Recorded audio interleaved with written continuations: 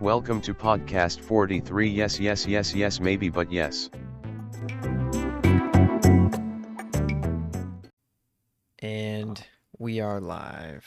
Hey, what's up, guys? It's just me and Fulton this time. No guest. No guess, but Chris, I wanted to talk about something that had happened to me recently. I know we don't get too personal on the podcast. Yeah. But it's just something that it's been looping in my head, and I just kind of wanted to bring it up. I was walking down the street the other day. This breaks my heart to say. I was walking down the street the other day, and this other man walked up to me, and I said, "Man, it's really cool out here, isn't it?" And he said, "The only thing cool is these Cool Ranch Doritos in stores now." Now I know, you know. Is this our first ad read? This is our that was my take at a cold opening. But And then he said live from New York. It's Saturday Night Live. Anyways, Chris, how have you been? I've been good. I think the first thing that we should probably get off of the agenda is talking about Judas and the Black Messiah. Yes. Since I know that both of us saw it. Yes. But yeah, so what did you think about it? So I saw this one in theaters. I actually it's been really rainy where I am, and the day I was gonna go see it, it was really, really bad. I contemplated just watching it at home, but I was like, you know what? I haven't seen a movie on the Big D in a while, so I'll go I'll go see it on the Big D. I really enjoyed it, I guess. I don't think I'm like completely over the moon about it. I thought the acting was all around pretty good, but the one thing that surprised me, and I know I'm gonna butcher saying his name, but Lakeith Stanfield. Lakeith Stanfield. I thought, because I normally love him, he normally steals the show for me, but I thought he kind of was a little bit in the backseat of this one for me, whereas Daniel, I know I'm gonna butcher his last name, Daniel Kaluna. I love him, man. I thought he did an amazing job. But yeah, I thought it was. I mean, I really like the cinematography. I liked how they kind of, I like some of the stylistic approaches that they did to doing like sort of documentary, like sort of just straight narrative. I really enjoyed that. What were your impressions of it, Chris? So I think I agree with you about how Luna was the standout performance to me. I can definitely see him getting nominated for a Best Actor Academy Award because this movie is actually eligible for this year's Academy Awards, since the Academy Awards are a lot later. I didn't even pick up on it until somebody brought it up a few days ago, but like the 2020 Academy Awards happened last week it happened a year ago, 1 week from like today or so. So it was like on the 7th of February, and it's crazy, you know how time flies. Yeah, but it is crazy. But yeah, I mean, I wasn't really too crazy about this movie. I thought it was good, but it was good in all the ways that it was very pedestrian in how like these types of biopics are made. I thought, it was well acted. I think it told an interesting story that was good.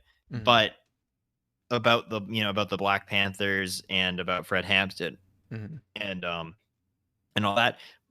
But I didn't really think that it was ambitious at all. It just kind of was very safe, just kind of a straightforward story.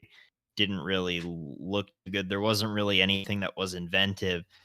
In fact, the thing that I was sad about was that the whole archive footage slash interview editing, and it kind of drops how, away. how they had the what? It kind of just disappears in like the middle part of the movie. Yeah, and because it comes back. Yeah. Yeah, because Lakeith Stanfield's character, who plays he plays an FBI informant Mhm. named Bill O'Neill, and he infiltrates the Black Panthers, and he's conducting an interview about what he did later on, like in the 80s. And you have this kind of like documentary style like interview about everything, and then it just kind of goes away. Mhm. And they have this good footage that they intercut it with at the end, with like real Black Panther, like real footage of like the Black Panther party, and like different different like protest movements they did, like about like Fred, after Fred Hampton was killed Mhm. by the FBI and the cops.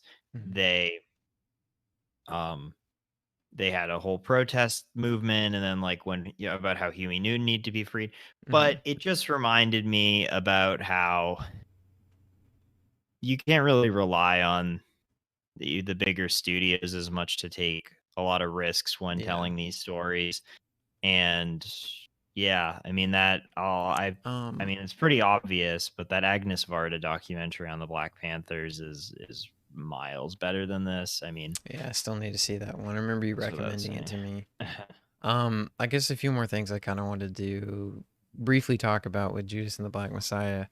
Um, I when I originally talked about it, there were a few things that I wanted to give it props for that I forgot to, and a few of those things that I wanted to give it props for were was its blocking. I thought its blocking was kind of cool and stylistic in some areas, and it really kind of added to a part of its like visual flair. I'm thinking of specifically like when the Black Panthers were organized behind Fred Hampton. I thought in a lot of those scenes they kind of were spaced out in the shot really well. But I also wanted to kind of talk about. Um, I think it does try to touch on a lot of things, and I don't think it gets too lost in all the themes that it's kind of working on. But I would say it since it tries to focus on a lot, it maybe doesn't go super deep into one. But I really thought it was interesting because, well, I don't want to. This is just a slight spoiler. I'm not going to talk super long about it. But there's a scene between Fred Hampton and his wife, and they're expecting a baby. And the wife is. It's after Fred Hampton gives a speech, and he during that speech he was saying, "My body belongs to the people. I'll die for the revolution, and my body is for the revolution and the people." And she basically says that she doesn't have that same ability to be for the people and for the revolution because she's carrying another human person inside of her. And I just think it was a really interesting thing to kind of examine how a female's role in the revolution is opposed to a male's role in the revolution. Um, I think that could have been really interesting if they dived a little bit more into it, but um, it's more focused on Bill O'Neill's story rather than Fred Hampton. I feel like, but And I you think know, it suffers from that. I think Fred yeah. Hampton is by far the more interesting character. Well, I think there's an interesting story there with Bill O'Neill. I don't want to. I don't know if we. I don't know how long I want to talk about it, just because I don't want to spoil too much for people. But well, I will say this. One more spoiler.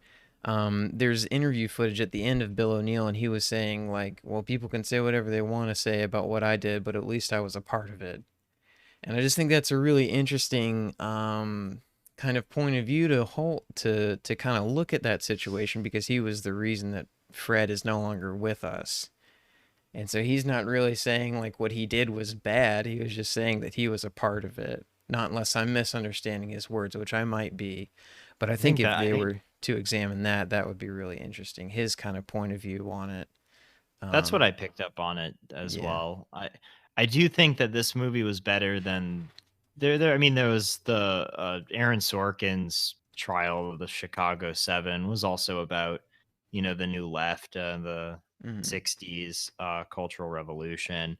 Mm-hmm. This is a lot better than that for sure. Yeah. I think that I that movie's definitely all. recommend the movie. I If think yeah. I recommend it too. Mhm. I do. I think I think you have to just be in the mindset that it's not anything revolutionary. It's Mhm. just it's an interesting story, and you'll watch it and you'll just kind of shake your head and you'll go, hmm. But I Yeah. don't really expect to garner much else from it other than that. Yeah.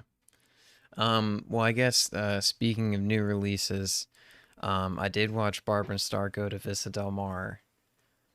Um, Yeah. and I kind of just wanted to talk about this just for a moment. If I can compare it to anything, I think I would compare it to being like a female love guru, if that makes sense. And the only reason I say that is because me and Chris tried to watch The Love Guru. I watched it when I was a kid, but I don't remember anything about it. But me and Chris tried to watch it one night on Netflix, Netflix party, and we couldn't finish it. um, Yeah. and I love Mike Myers' comedies. Like I like Austin Powers and Wayne's World. I think they're pretty funny. And I think the kind of same comedic approach happens in The Love Guru, but it just doesn't work. Like when I see The Love Guru, I feel like in theory it's funny, but in execution it's not really. The And only thing that's that is really funny about The Love Guru is the mhm. opening musical number, which is 9 to 5, Yeah. where Mike Myers is singing it, and then the fact that they say Mariska Hargitay Mhm. as a little riff on Hare Krishna Mhm. is also kind of funny, and then Mariska Hargitay actually shows up. But yeah, no, it's quite a dreadful film. Yeah, but like and I wholeheartedly agree. I just think that like I feel like it is funny, but it's In just concept, not. yeah. Yeah, like and so like that's how I feel with. I mean, I laughed maybe a few times with Barb and Star Go to Vista Del Mar, and I really like the writers behind it, Kristen Wiig and Anna. I'm forgetting her last name, but they had written Bridesmaids too. And I like Bridesmaids. From what I remember, it's been a really long time since I've seen it, but Yeah. there's just a ton of stuff in there that I think is funny in theory, and then it happens, and you're like, well, like there's a Yeah. yeah. I don't want to spoil anything. Well, I'll spoil a few things because I don't really think a ton of people are really going to be mad about it.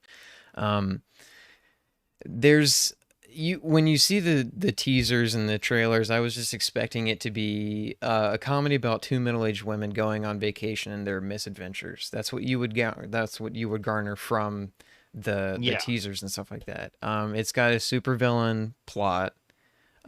It's like it is like James or Jamie Dorian. Oh I yeah, hope the that's the his guy name. from the 50 guy from Shades. yeah, 50 Shades, yeah. Yeah, he's in it. I never really found him to be too funny, but he was specifically picked because I heard an interview. They picked him because they didn't want a comedic actor. They wanted a pretty straightforward actor, to kind of get out of his comfort zone and stuff. Yeah. I didn't really find him very funny. I don't know if I totally believe in him as an actor yet, but you can always be proved. I can always be proved wrong.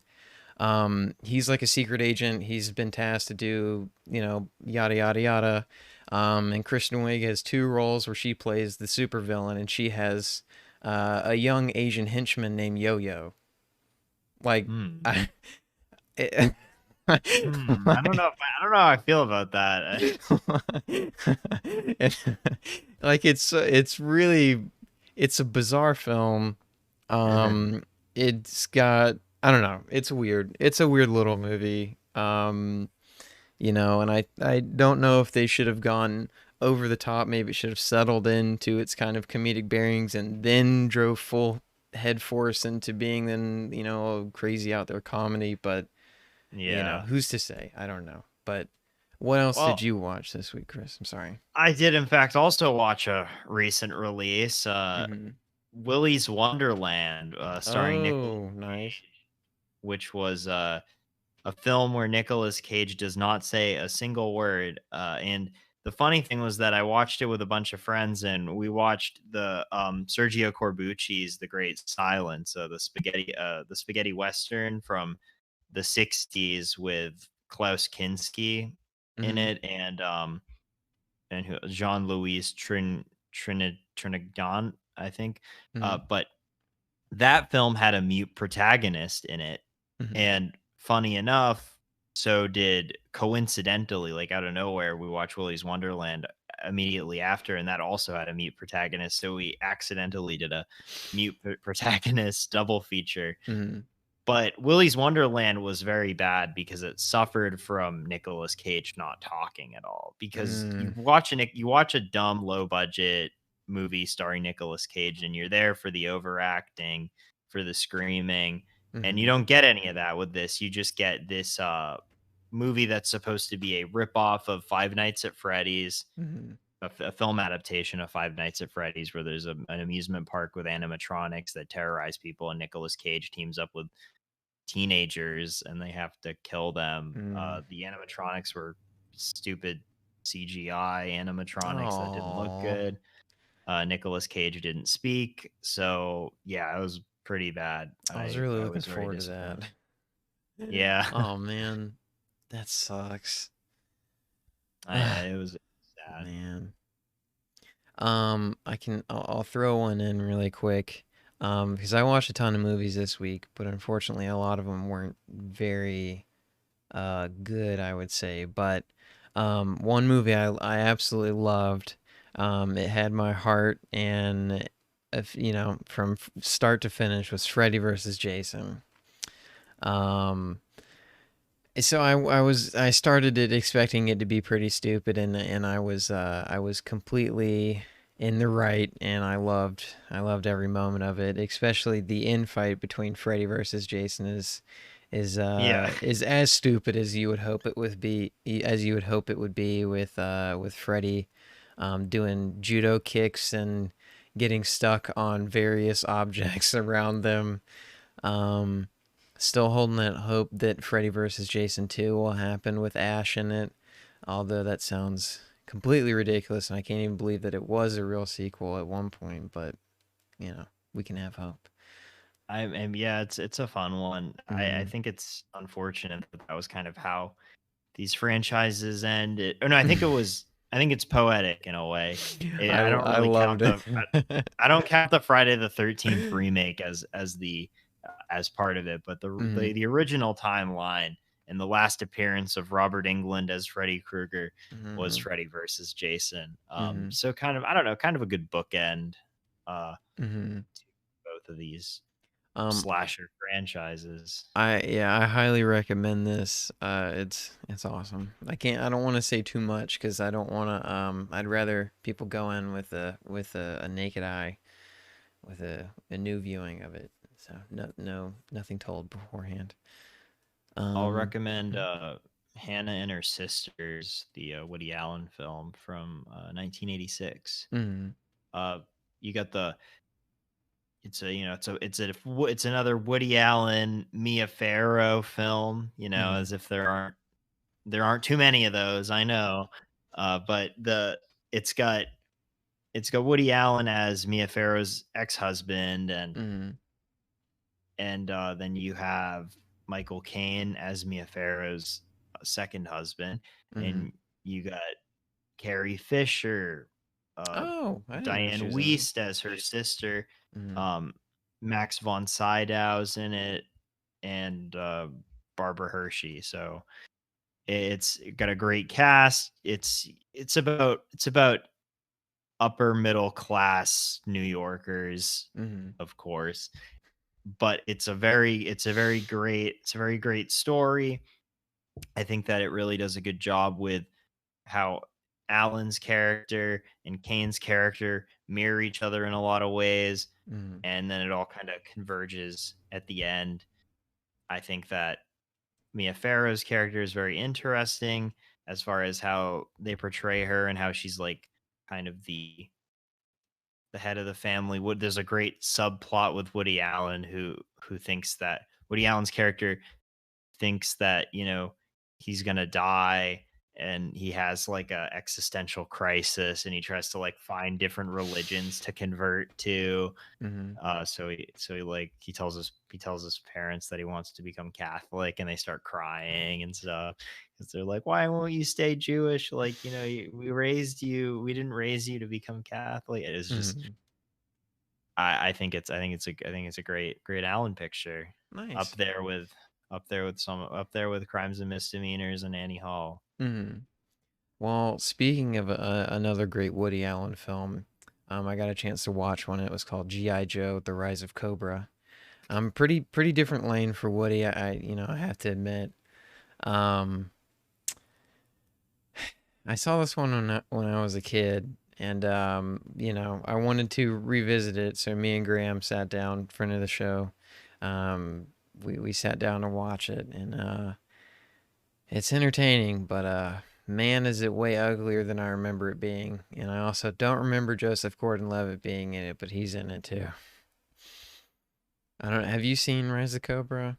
I haven't seen GI Joe or GI Joe Rise of Cobra, sadly. Well, there's Rise of Cobra and Retaliation with Bruce Willis and The Rock, which that one I'm a little interested to see. But I was just kind of seeing this because I thought it would be kind of stupid, which it was. There's some moments in there, but um, can't highly recommend it. I think there are better dumb movies to watch, like Abraham Lincoln Vampire Hunter, which I also watched this weekend. Um, which that one also looks uglier than I remember it too. The But visual it's a lot of style. fun. It is a lot of fun. It is entertaining and it is fun. But boy, it did not age well. The visual effects are okay. They seem like they would be from 2012, so that's okay. But just like the cinematography, I don't think I remember it looking a lot cooler in my head when I was younger, or a lot cooler than I remember it being. Um, Yeah, mhm, I mean, I do remember the thing that stood out to me in Abraham Lincoln Vampire Hunter was the part where he's fighting the vampires on top of a train, and I thought it mhm. was like The boss fight. really cool. Yeah, Yeah. the boss fight. I mean, it is very much a video game film, even though Yeah. that it's not based off of a video game.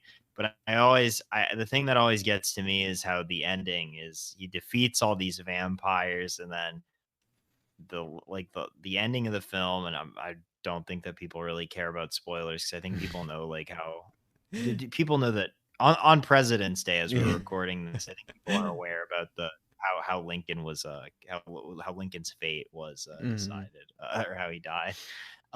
But he defeats all these vampires, and then you just hear Mary Todd Lincoln, played by Mary Elizabeth Winstead, going, mhm, "Abe, we're gonna be late for the play. We're gonna be late to go to the theater." mhm. And then the credits roll, and I'm like, damn, my man can fight vampires, but John Wilkes Booth Caps him. capped him. Yeah. Um, I, I want to say in the book, it's just been so long since I've read the book because I read the book as a kid before I watched the movie, either before or after I watched the movie. I don't really remember, but I want to say John Wilkes Booth was also like a vampire and he was getting revenge for like all of his slain brethren and sisters and stuff like that. But I don't Makes yeah. remember. It's been so long. But was there anything else that you watched, Chris? Yeah, I mean, I want to talk a little bit about the the 9 to no, not 9 to 5. I mean, I watched 9 to 5, which was fun. Hmm. That was a good time. A good 80s comedy. You have great chemistry between Dolly Parton and Jane Fonda and Lily Tomlin. Dabney Coleman just playing one of just a really just a big scumbag as their boss. And Hmm. it's a good one. And of course it has that great The classic song. that classic Dolly Parton song Five that to Michael nine. Myers covered so well in The Mm-hmm. Love Guru. Mm-hmm. But the thing that I probably want to talk about is the movie Detour, Mm-hmm. the noir from 1945. It's a pretty short movie. It's only about an hour and 10 minutes. But it packs a lot of bite in those an hour and 10 minutes. It's a really good like low budget noir that wasn't made by a big studio at the time, Mhm. and it really has the narrative is really crazy all over the place.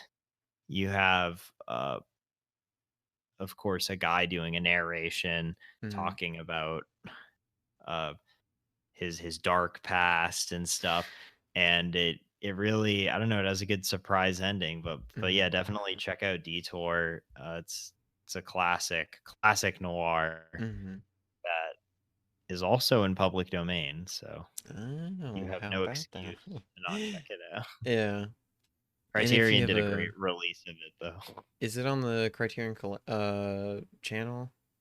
Yeah, well, it's on the channel, but they did like a Mhm. 4K restoration a couple years ago Mhm. that definitely touched up a lot of it, because I think a lot of those public domain copies are pretty shitty. Like, like Mhm. they got, dirt and all that on it. It's not a very clear picture. Mhm. Um, there was just one more movie that I wanted to talk about that I got a chance to watch over the week, and that was Deliverance. Have you seen Deliverance?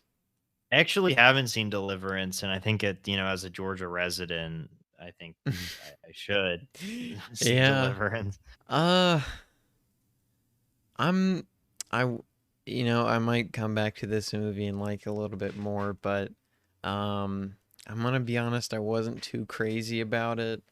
Um Burt Reynolds is, I don't know if his character's supposed to be an asshole, but dear God, he is the like such a shitty person. Um Yeah. and his face, like his haircut, his face looks like a complete circle, and it just really throws me off, because it looks a little funny. But to actually talk about the film itself, um, think it starts off really interesting, and then it kind of lulls, and then I think it gets a little anticlimactic at the end. I don't want to spoil too much, but at the beginning, Burt Reynolds' character, his name is Lewis, if I'm remembering correctly. He's kind of like an anti-business, pro-environment type of dude, and he's got these people together, and you don't know how they know each other or what really their relationship is at all. And I think that was kind of a missed opportunity. They could have, put some, exposition somewhere to let people know kind of how they know each other, because it never really seems like they're really friends. It kind of just seems like four strange dudes taking a trip, taking a kayak Mm. trip. Um, and from what my girlfriend was telling me, she read a synopsis about the book, and the book sounds way more interesting because I think there's kind of a plot between these two, like, rival, like hillbilly esque families or something, and they're kind of like messing with each other, and these group of lads get caught in the middle of it. I'd have to look more into it, but I just felt like the film was a little underwhelming. Um, and Mm. there's some, and I don't want to blame it too hard, because it was definitely a product of its time, but there's some day for night shots that just have not held up well at all. It's very very clear that they shot him during the day, and I'm not trying to be too big of a stickler. Like, I'm willing to kind of excuse that. But just talking about the film and the plot itself, I just felt like it. I don't know. I just think there's potential there, and it just never really got up to where I was hoping it would go. But like I said, I might come back to it now, knowing what to expect. I might come back to it in a few years. I might like it a little bit more, but I was a little underwhelmed with it. Yeah, who knows? I mean, I can't really Hmm. speak on it because I've never seen it. I've just Hmm. heard dueling banjos a lot. Yeah, And yeah, that was a cool scene. I like that scene. And yeah, I don't want to spoil anything, so I'll just leave it at that. and I do love Burt Reynolds a lot. He's one of my favorite movie stars. Hmm. Even though that I'll pretty much watch anything that he's in, even though that most of the movies that he was in were really shitty, like bad comedies from like the 70s and the 80s, Mm-hmm. that nobody remembers. But like, something like the Cannonball Run, which is Mm-hmm. objectively bad, is just a lot of fun because it's Burt Reynolds and it's very much of the time. Mm-hmm. See, I do really like Burt Reynolds, and I don't know what his character is supposed to be in this movie.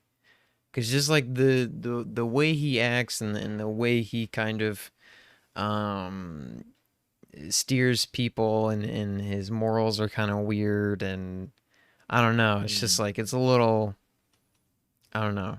It's really it's an odd kind of character, and I wasn't sure if I was supposed to like him because I didn't, and I don't know if I was supposed to hate him because I did. Um, How about it, how's John Voight? John Voight's just kind of there, and I don't mean that in necessarily a bad way, but I don't think he does anything extraordinary. Um, I do like John Voight. I love him in Midnight Cowboy. He's pretty cool in Heat, although he looks really, he's quite the character Oh, in he's got the Heat. great hairdo Yeah, in Heat, he's got the great hairdo and and you love him everything. in Super Babies, Baby Geniuses too, right? I've never seen that one, but I probably need to if it's got John Voight in it. But yeah, no, I thought he was again, and I think this my issue with I can't really blame the actors. Maybe it's more of a scripting issue. Is that I just didn't think any of the characters really had anything to root for. There was only one character that I actually really liked, um, and there's a reason why you don't get to see him too much. I guess one last final thing that I could say about it is when you have a story about two factions fighting against each other in the way that Deliverance shows them, one is completely terrible and it's justified to hate them. So you want to root for the good guys. But when you don't really explore the good guys, it's kind of hard Mm. to root for them. If you kind of like get what I mean, like the I don't even know what you would call them to be politically correct, but there's a group of woodsmen that do some very terrible things to parts of the to two people of the kayaking Mm. group. They do horrific things, and you do want them to get somewhat some revenge of some sort, but I just never found myself really like, yeah, I really want these guys to succeed. I don't know. Again, but I might return to it. Sorry, I don't mean to talk for too Yeah. long about that one.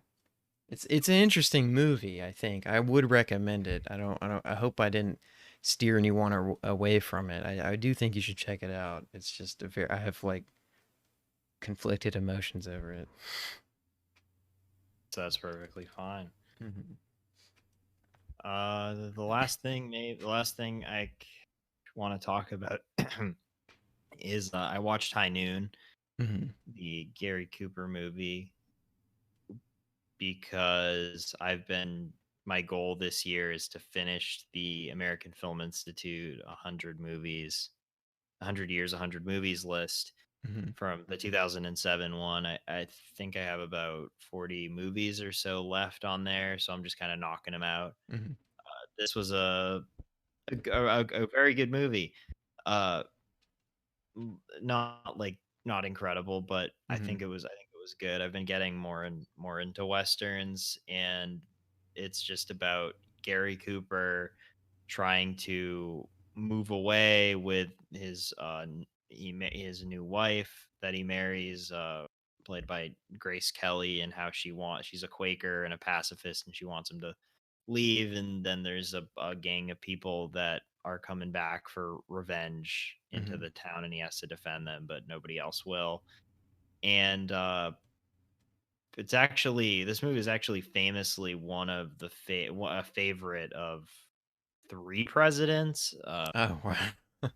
Yeah, Mhm. like Eisenhower loved it, Reagan loved it, and Clinton really liked it. And apparently Clinton I read this on Wikipedia, so I mean, take it with a grain of salt. But I think I checked the source. But he screened it 17 times in the White House Oh when he was wow. president.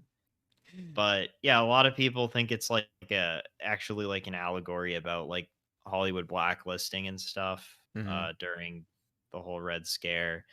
And I guess I kind of see it a little bit, but at the same time, I put this in my review that it was subtle enough that even Ronald Reagan liked it. So I mean, it's not a super overt metaphor, but like also at the same time, Reagan was kind of stupid when it came to understanding art because he thought that Born in the USA by Bruce Springsteen was about celebrating how great America was.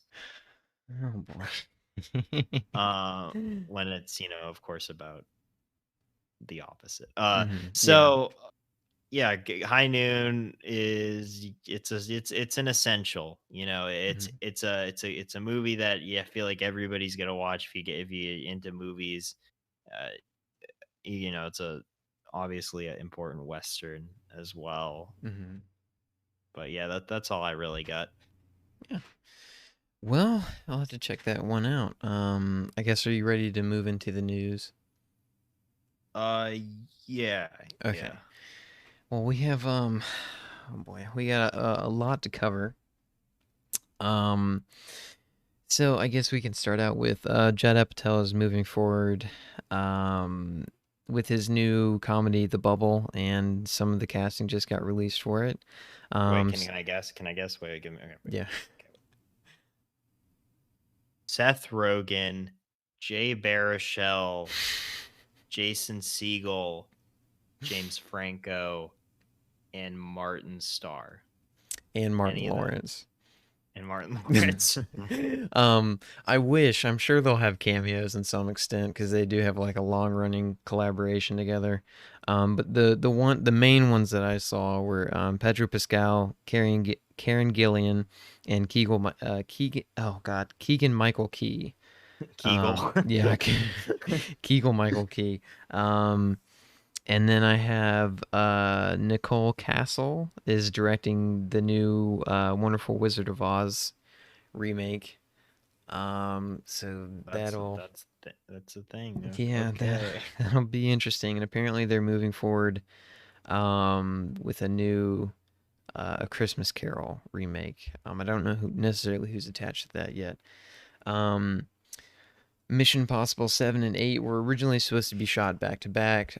They have now nixed that idea, and I guess they will shoot Mission Possible 8 at a later date. There's been some kind of disgruntled employees on the set who really want to get back home before a travel ban comes up for the coronavirus. And so now I think the cast is back in the UK, and now they're trying to get back to America, but I don't know completely the whole story there on where the the cast and crew are at the moment. But I know that just with it being the coronavirus, and we've talked about this before, there's been a huge back and forth between the producers and Tom and Cruise versus the cast and crew. So it seems that Yeah. it's been a very tumultuous shoot.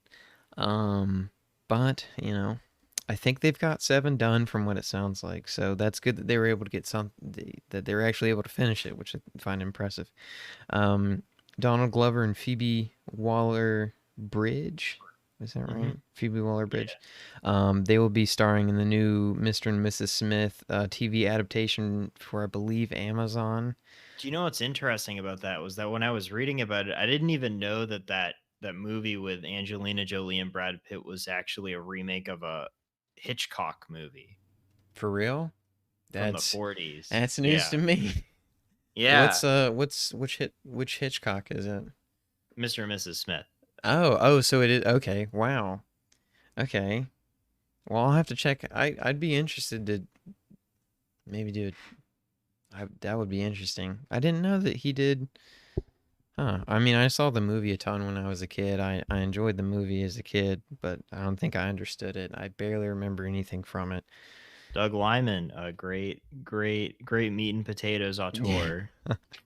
He's got his new movie coming out. Chaos Walking.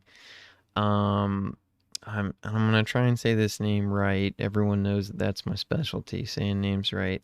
Martin Martin Burbalion. Really think I messed that one up, but he's working on a Three Musketeers remake or slash reboot. I'm not exactly sure, but apparently it's not just going to be one movie, it's going to be two movies, and some of the cast has already been announced for it. You have Eva Green, Vincent Castle, and Oliver Jackson Cohen are in the cast, and they will be announcing more of the cast within the coming weeks. There's a Paranormal Activity reboot from Will Eubank and Christopher London. And out of all the things to get rebooted, I'm not surprised. I just don't really think there's anywhere to go with that one.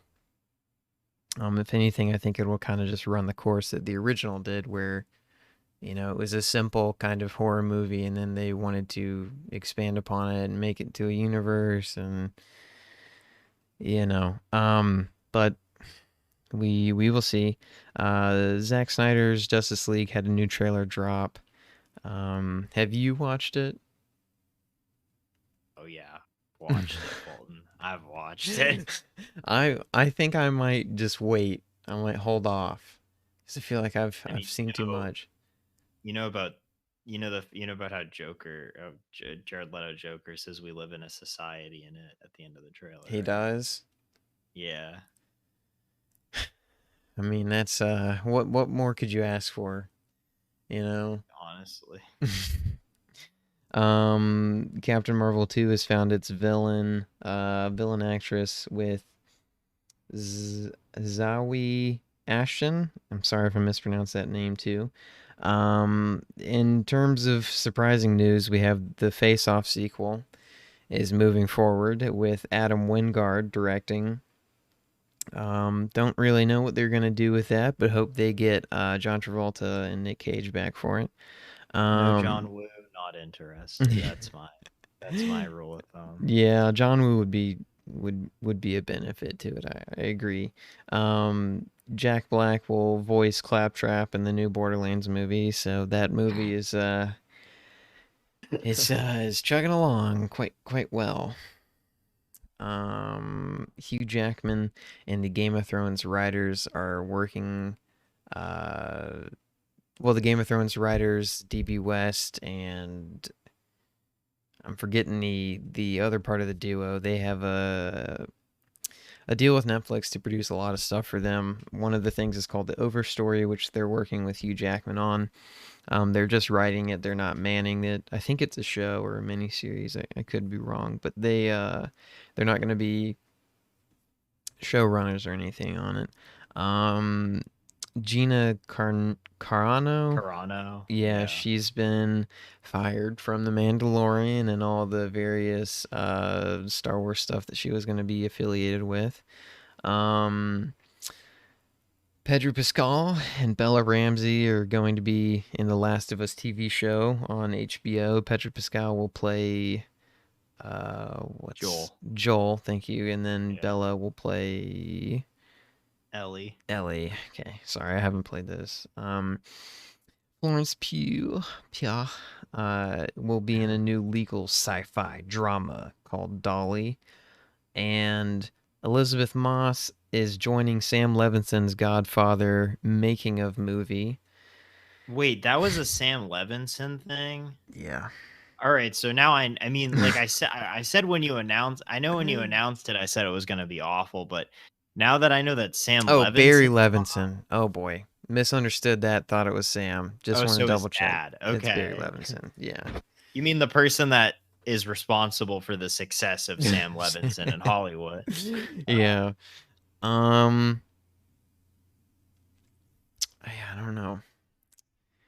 don't know. But we'll see. And lastly, Sandra Bullock is joining Bullet Train, which is the David Lyeth directing and Brad Pitt starring movie. We've talked about that one a few times. I feel like it keeps popping up, but she's a part of that now.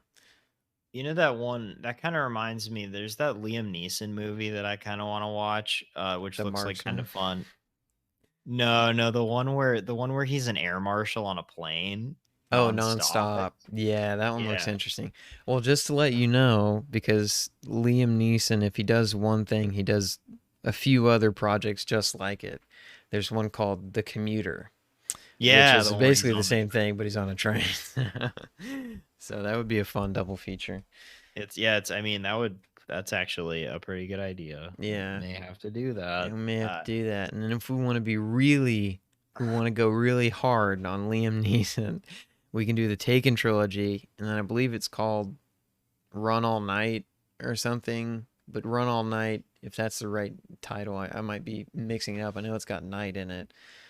His son gets kidnapped, and Yeah. he's out to get him. Well, and then Uh, there was that new one that came out a few like a month ago, I think. mm, It was like a snipe. I don't know. He has a gun though, that's the so Marksman, I'm pretty sure. the marksman. Yeah, the Yeah, Marksman. And then we would love to see it, but this is just an idea. If any of the writers to Taken happen to be listening to this podcast, which I find probably unlikely, you can do Taken 4 and you can put the 4 as the A. Boom, go ahead. there you go. So, Just do it for that. yeah, Yeah. just do it for that cuz you put the 3 in the E and that worked. 2 you just left behind, you know. Could have done something fun there, but it's okay. Anyways, I think we're ready to do the ad break. Are you? Yeah, let's do the ad break. And we're back. We do be back. We do be back. Yeah. I was just, I've just been perusing Liam Neeson's filmography. uh And it's quite interesting. Yeah. Oh, Cold Pursuit. That's another one that came out 2 years ago. Yeah, I forgot about that one.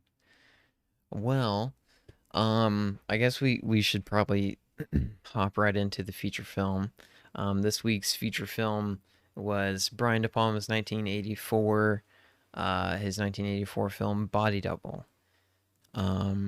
I just kind of want to give a little bit of background as to why I chose this one. I love Brian De Palma. I kind of feel like he picked up right where Alfred Hitchcock left off in terms of, his kind of stylistic decisions and directing. I think you can see a lot of inspiration that he takes from Hitchcock, which I mean, many people have talked about it. I'm not anyone new to discover that. But I love Alfred Hitchcock and I love Brian De Palma. Sisters is one of my favorite movies.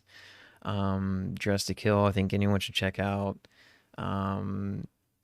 He's I think he's probably one of my favorite directors out there. And I've been meaning to get to this one because my hit not history. My film teacher told me about it my senior year. And I've always been meaning to watch it, so I just thought this would be kind of a good time to kind of bring it up. Mr. Page told me about that. Just if Really? yeah, because we had I had to write a paper on Rear Window, and he brought up this movie, which I think is kind of interesting because it is It's a pastiche definitely of Hitchcock and yeah. all that stuff. I think it does remind me a lot of Rear Window. I mean, it deals with voyeurism and stuff like that, so it's kind Rear of on the Window, nose about that. Rear So Window, but horny, of course. I think you could kind of say that with anything that Brian De Palma does is it's very very horny, but I think in this film that's kind of it's kind of the point. And Definitely, yeah, definitely.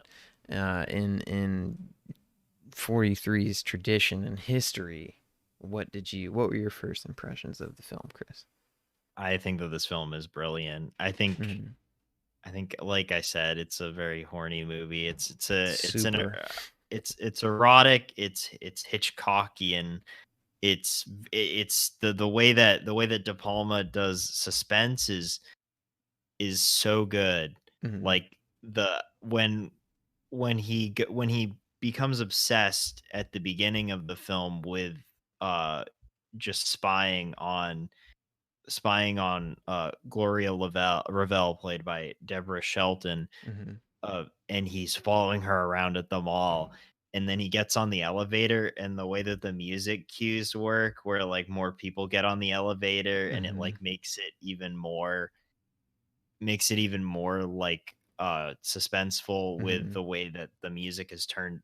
The music levels are just completely turned up. Mm-hmm. I think is really good on De Palma's part. I think it looks beautiful. Mm-hmm. And even though that it is an homage in a lot of ways to Hitchcock, uh, De Palma does something else with it, and Mm-hmm. also kind of upgrades a lot of it with kind of a new wave aesthetic. I completely So I agree. Um, I think the dude, I love the framing of this whole movie. Like, with the shot that you're talking about, where they're in the mall, it's kind of at like a bird's eye angle view, and it's easy to kind of pick out the three people that you have to follow, and that was something that I loved about. I mean, it's just basic filmmaking at the end of the day, but I always think of this quote that Hitchcock said in the Hitchcock Truffaut interview book that that Truffaut wrote and everything. There's a Mhm. sorry um where Hitchcock says that it's your job as the director to point the audience into where they have to focus, and I just it's and so I love there's a ton of shots where De Palma's directly kind of showing you the things that you have to pay attention to. And I think there's a lot of detail in this movie, and I really, really enjoy that. I'm specifically thinking of the beach scene, um, where our main character, his name was Jack, right? Was it Yeah, Jack? or Um, or Jake, sorry, not Jake, Jack. Jake, my bad. First off, there's this beautiful kind of, it's like this little motel, but it kind of slides down like this little mountain, and then there's the beach, and then it's kind of almost like steps, right? And each step is like a little, motel room, and there's stairs leading down. So he goes down, he's following Gloria, and he kind of begins in this area where there's these like beach tents for people to go, change into their clothes, and then he makes his way back up. But it's just to kind of set in the area for the viewer so they can understand kind of where everyone is later when that scene kind of builds up into a chase between. I don't know if they ever named him, but they always referred to him as the Indian Man, Oh yeah, which I, yeah, well, we don't want to spoil it, but yeah, yeah. just and yeah. Yeah, and Eh, I love the visual effects for him, and I love his grunts that they have throughout the film. Um, but what were you gonna say something, Chris? I'm sorry. Uh, I think that the movie does a really good job of kind of, or like you said, like the whole like cinematography with Hmm. understanding where everything's situated, but also like you think it ends at a certain point. You think with the whole murder scene that he witnesses, and then it goes in kind of a different direction, Hmm. or so you think originally. But De Palma does a good job with making it so it's not it feels earned, like it Hmm. goes in a different direction, but it makes complete sense, like everything kind of fits together. And it's like the plot, it's a great movie because it feels like made up, and it feels unrealistic, but in like only a way that like film could be, Hmm.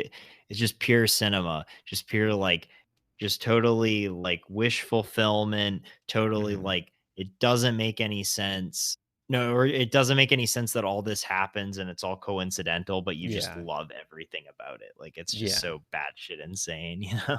I kind of want to if I could compare it to anything, in terms of my feeling, I think it's kind of like The Doors, where I really enjoyed it, And I can definitely see myself coming back to it now, having experienced what it is. I can further kind of appreciate it for what it is. I think this is definitely a movie that I really do want to return to in like a few months to a year's time, and I think I can like really appreciate it.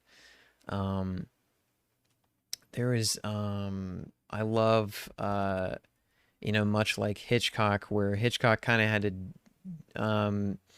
there are certain car scenes where instead of actually shooting them live and actually having a camera rigged up to a car, they should just shoot it with a backdrop.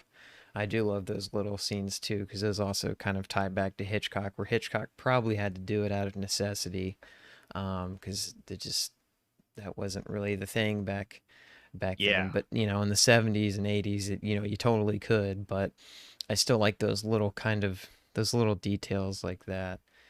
Um, yeah. Would you when Jake goes to the porn studio and he to find Holly. to find Holly Body played by Melanie Griffith, Hmm. and then like that you have that sequence where Relax by Frankie Goes to Hollywood starts playing. uh that was a religious experience for me. I don't know about It you. was I was so at that point in the film I was getting really confused. Which I do kind of want to highlight how unique the murder sequence is.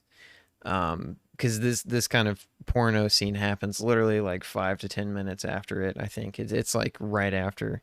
I do really enjoy the way that's shot with well, I don't want to spoil too much, but I think that's really unique. And so I just love the kind of series of events that leads him to this porno shop. So at that point, I was trying to kind of figure out where the movie was going because I was getting pretty confused. And just for Frankie Goes to Hollywood to blast on, and for um, Jake to just kind of be in on the set and doing this movie was really something else. I didn't really know how to process it at the time, but it was quite. I thought it was kind of funny. Um, I don't know if it was supposed to be funny, but I'm assuming it was supposed to be a little bit more lighthearted. Yeah, I think You know, so. But it also represents like, I don't know, it's almost like uh, I a whole different like side of the industry mm, that he's in. Like it's like, I don't know, it blends. I think this movie does a really good job of kind of like, it kind of toes the line and kind of like tries to tell, like it kind of makes the message is kind of like what is the difference between like between pornography and between in between film, and mm, like there's that whole exchange between uh Holly Body and that girl, that woman that uh that Jake or runs into at that party. mm, And she's like, "Oh, who do you work with?" And like they're having a conversation, but Melanie Griffith's character is talking about the porn industry, mm, and like she's talking about the film industry. And mm. so like this movie definitely like it was pretty controversial at the time Oh, I can't for that imagine. reason. Yeah. What? um. Oh yeah, but I think but that's it's one of the like more interesting aspects of the movie. That kind of blurring the line. De Palma makes a point though to like I guess I would say like make it known that like that it isn't just the point. The Hmm. like the eroticism does have a point to it. It's Hmm. not just there for just the sole reason of just being, erotic. Like, Hmm. I don't Yeah. know.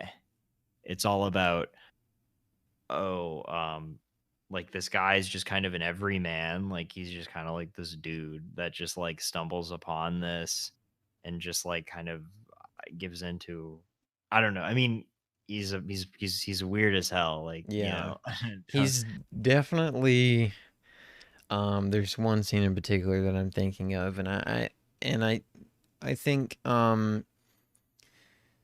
going back to what we were saying about blurring the lines, I'm gonna give a little spoiler. I don't really think it's anything too crazy, but there is a scene where Gloria is being chased after, and it does lead to the mall.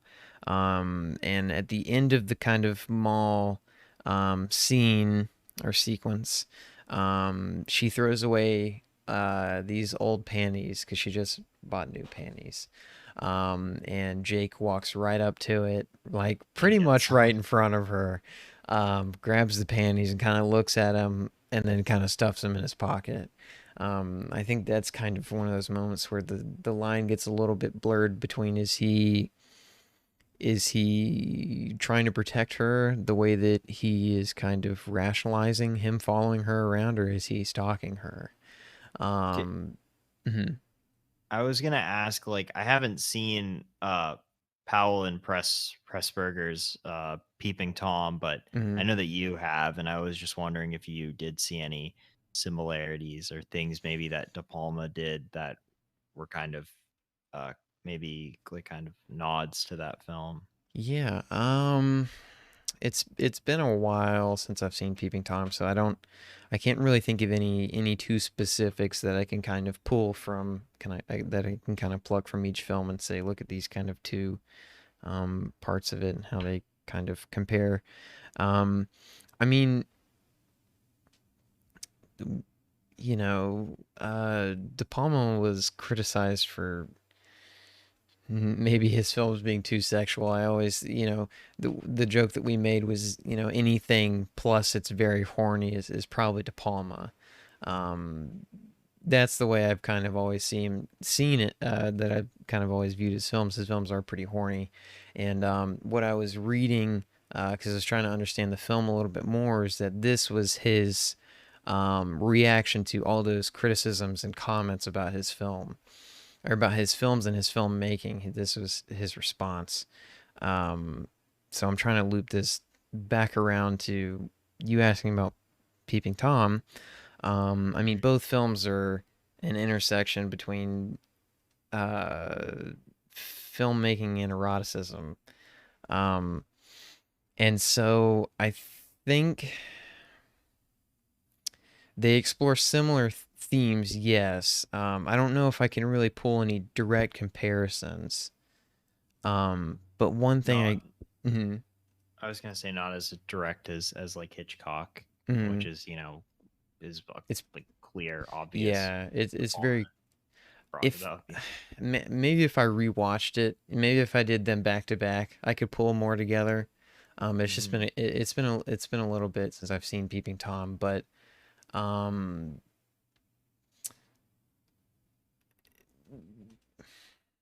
if I think Body Double is a little bit more forward with its kind of exploration, where Peeping Tom it's very forward for its time, but Body Double definitely pushes those boundaries farther.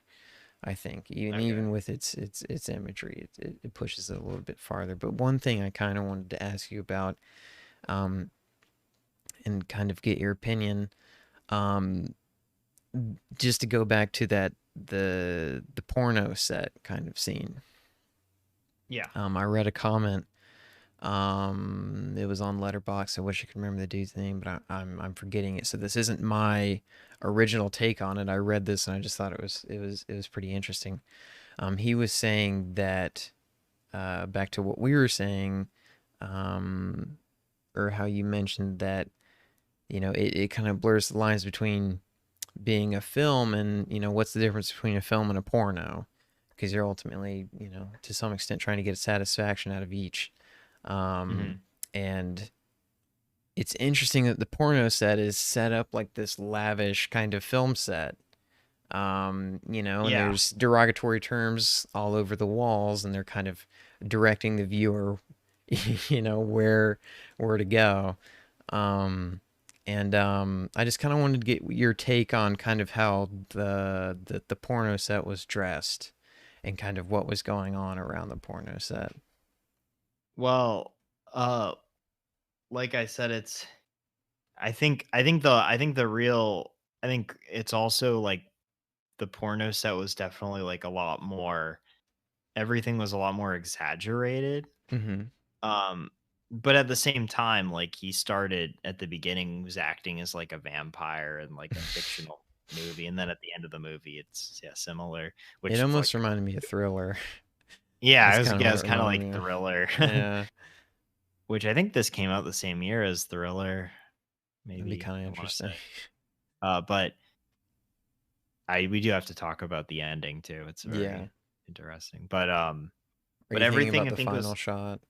yeah, Okay, yeah. I have an everything's a idea. I have an idea.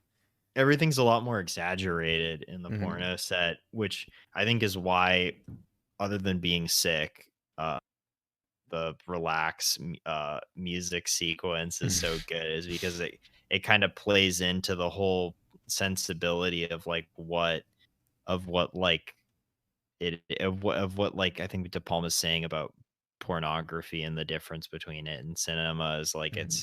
it's like wish fulfillment.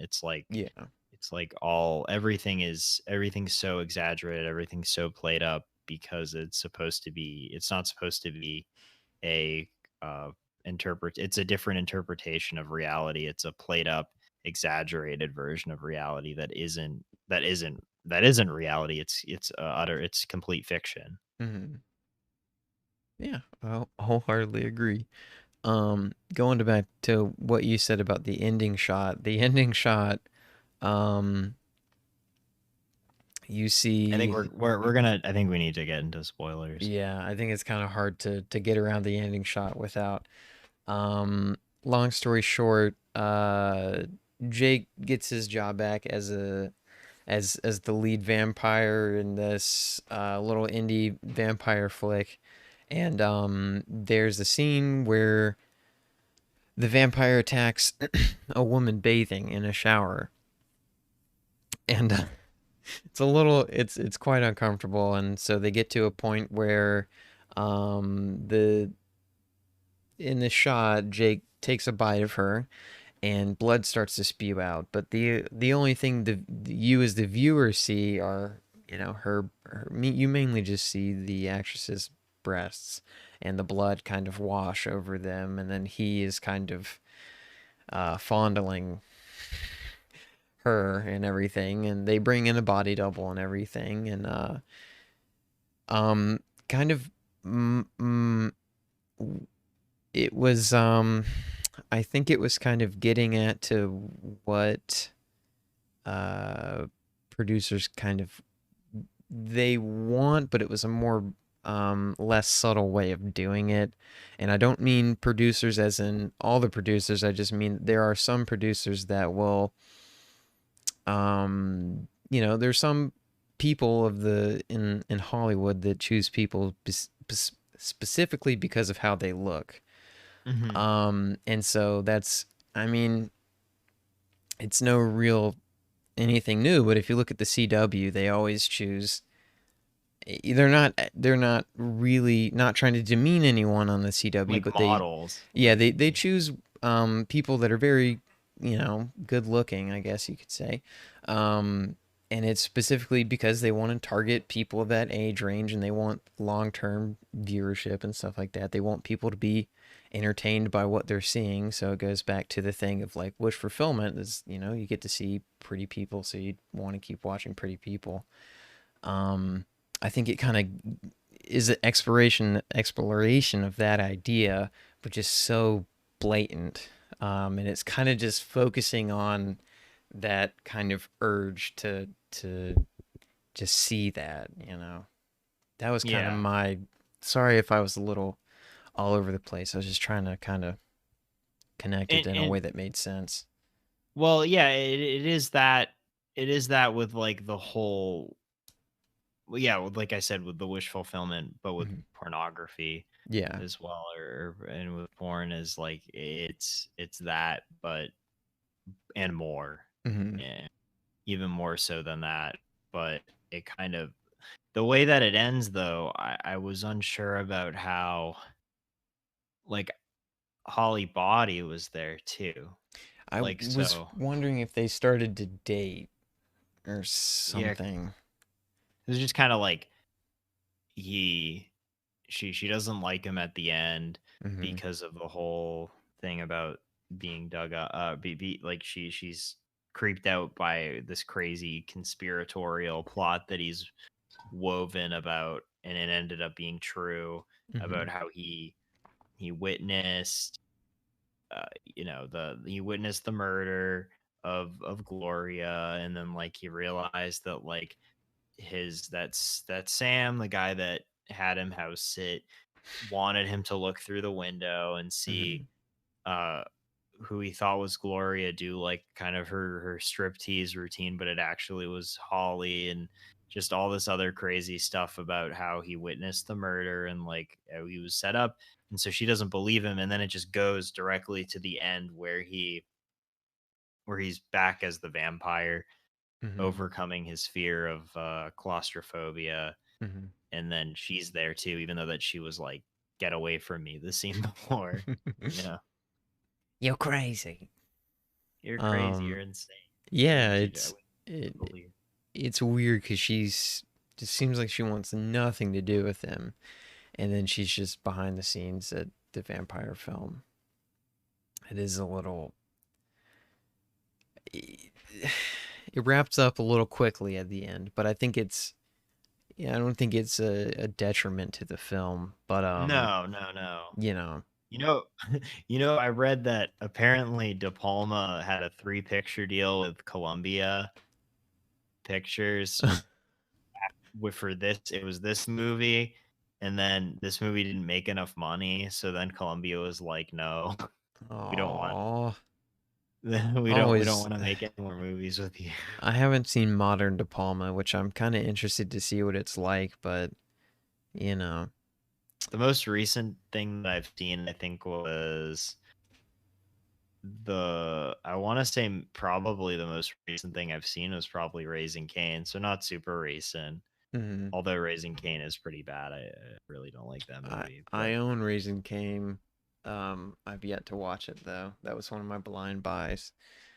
oh no, Um, I've seen Mission to Mars actually, uh, isn't wait, which is that the one with Tim Robbins and Don Cheadle and Gary Sinise.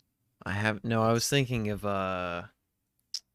what's the John Carpenter something on Mars with Ice T? Ghost of Mars with Ghost of Ice Mars. Cube Oh, Ice and Cube. Natasha Henstridge. Oh yeah, that movie's awful. Yeah. Mission to You Mars guys is better didn't. than that. Yeah.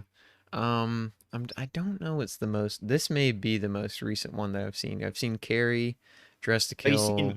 you've seen Mission Impossible, right? Oh yeah, that was early 90s. Yeah. I love Mission Impossible.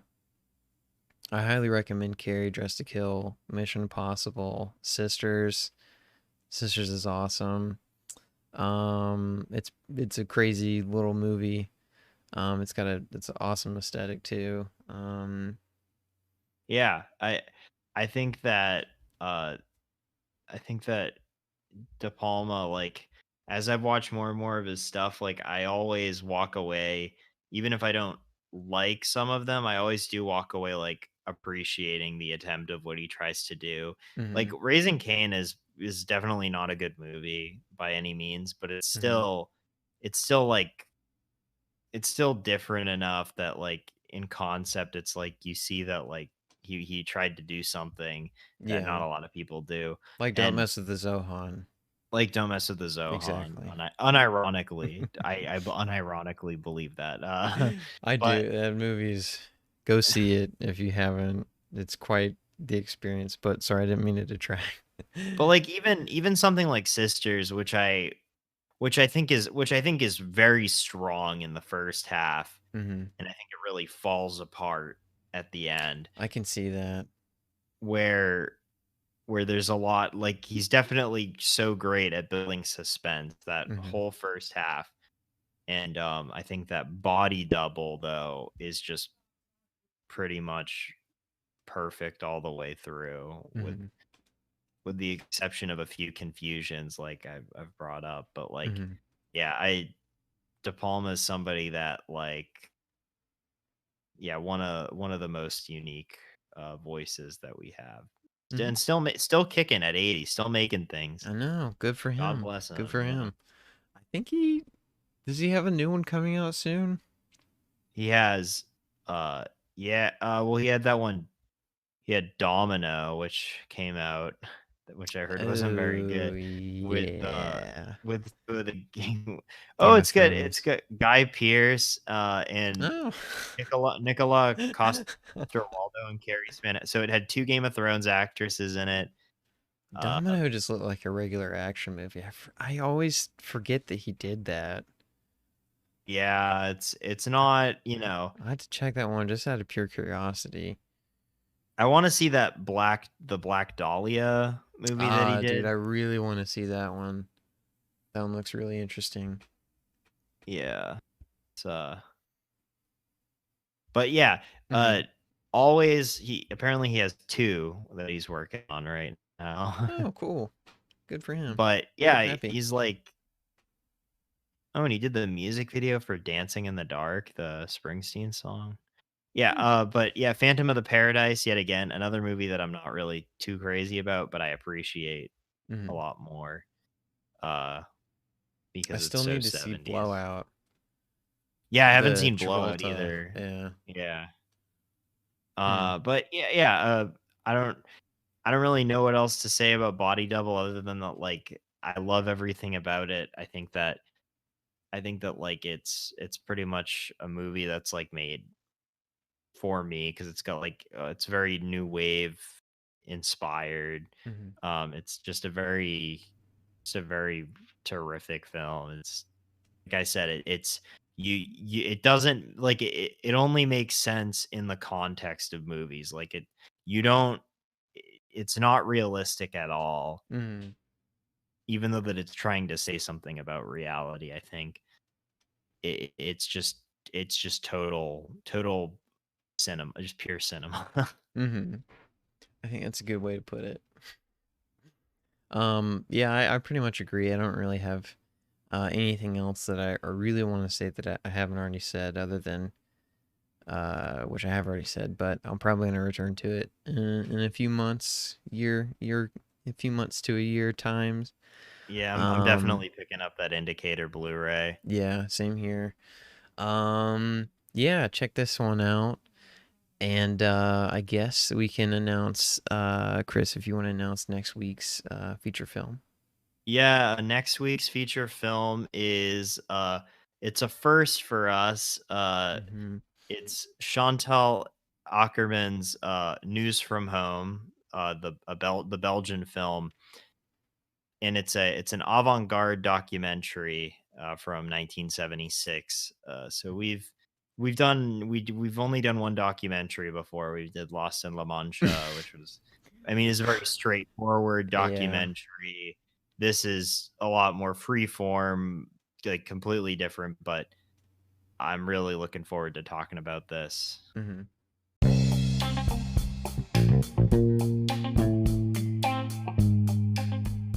All right. All right. So yeah, you guys have a good week and stay wavy. Have a good one. Stay safe.